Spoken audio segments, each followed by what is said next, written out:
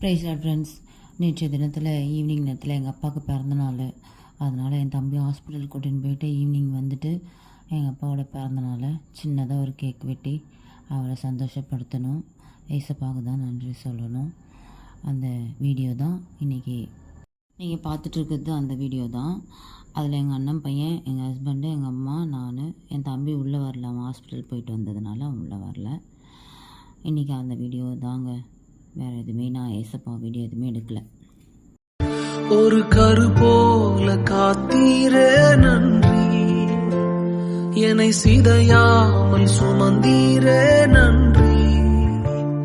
ஒரு கரு போல காத்தீரே நன்றி, என்னை சிதையாமல் சுமந்தீரே நன்றி. எபினேசரே எபினேசரே, இந்நாள் வரை சுமந்தவர்